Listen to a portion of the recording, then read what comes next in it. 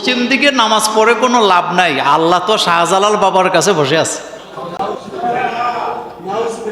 কোনো কিছু চাইতে হইলে আগে এখানে যাইতে হবে, তাইলে উপর দিকে যাইতে হবে। এই টাইপের পাগল। আপনি চিন্তা, গাজা যে কতটুকু টানে আল্লাহ ছাড়া কেউ জানে না। সমগ্র সৃষ্টি জগৎ হচ্ছে আল্লাহ পাকের হাতের তালুতে, এটা হাদিসে কুদসি। সমগ্র সৃষ্টি জগৎ আল্লাহর হাতের তালুতে, সে আল্লাহ নাকি শাহজালালের সামনে বসে আছে। তোর মতো ছাগল পাগল আল্লাহরে বুঝবি? আল্লাহকে বুঝতে হইলে কিছু কি লাগে? কিছু ব্রেন লাগে। হযরত ইব্রাহিম আলাইহিস সালাম, তিনি আল্লাহর সামনে দাঁড়িয়েছেন, আল্লাহর দিকে মুতাওয়াজ্জিহ হয়েছেন। ইব্রাহিম আলাইহিস সালাম বলছেন, ইন্নী ওয়াজ্জাহতু, পড়েন, ইন্নী ওয়াজ্জাহতু ওয়াজহিয়া লিল্লাযী ফাতারাস সামাওয়াতি ওয়াল আরদ।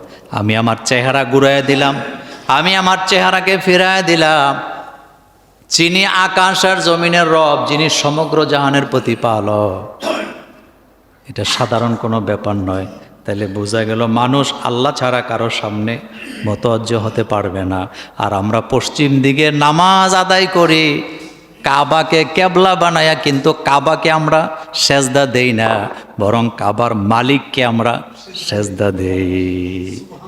আল্লাহ কোরআনে বলছেন, ফালিয়াবুদু, পড়েন, ফালিয়াবুদু রব্ব হাযাল বাইত আল্লাযী আত'আমাহুম মিন জু ওয়া আমানাহুম মিন খাউফ। আল্লাহ বলেন, তোমরা এই ঘরের মালিকের ইবাদত করো, তার মানে কাবার মালিকের ইবাদত করো। কাবা থেকে পূর্ব দিকে যত রাষ্ট্র আছে, সমস্ত রাষ্ট্রের মানুষেরা পশ্চিম দিকে ফিরে নামাজ আদায় করে। আবার কাবা থেকে উত্তর দিকে যত রাষ্ট্র আছে, তারা দক্ষিণ দিকে ফিরে নামাজ আদায় করে। আবার কাবা থেকে দক্ষিণ দিকে ফিরে আছে যারা, তারা উত্তর দিকে ফিরে নামাজ আদায় করে। আবার কাবা থেকে পশ্চিম দিকে যারা আছে, তারা পূর্ব দিকে ফিরে নামাজ আদায় করে। আল্লাহ কোরআনে বলছেন, পূর্ব পশ্চিম উত্তর দক্ষিণ এটা আমার, সুতরাং আমরা কাবাকে সেজদা দেই না। সুতরাং যে ব্যক্তি এই কথা বলতে পারে আল্লাহ অমুক জায়গায় বসে গেছে, এখন আর পশ্চিম দিকে ফিরে নামাজ আদায় করো না, এটা মাথা খারাপ, এটা মেন্টাল, তার সাইকোলজি সমস্যা আছে। এই ধরনের লোকের কাছে গেলে ঈমান নষ্ট হয়ে যাবে 100%, এতে কোনো সন্দেহ নাই।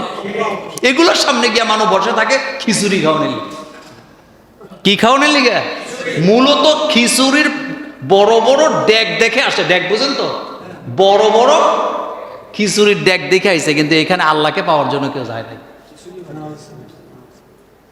কোন ব্যক্তি যদি বিশ্বাস করেন অমুকের কাছে গেলে আল্লাহ পাওয়া যাবে, সে মুশরিক, তার ঈমান ঠিক নেই। হ্যাঁ, কোনো ব্যক্তি যদি কারো কাছে আল্লাহ আল্লাহ রাসূলের ব্যাপারে জ্ঞান অর্জন করতে যায়, এখানে কোনো আপত্তি নাই। কিন্তু অমুকের কাছে গেলে আল্লাহরে পাওয়া যাবে, এই আকীদা কোনো মুমিনের হতে পারে না। আমরা যখন রুকু থেকে মাথা তুলি তখন বলি সামি আল্লাহু লিমান, মানে আমি যে প্রশংসা করলাম, আমার প্রশংসা নিজ কানে শুনেছেন কে? আল্লাহ। তাহলে বোঝা গেল আল্লাহর কান আছে, আল্লাহর হাত আছে, তবে আমাদের মতো না।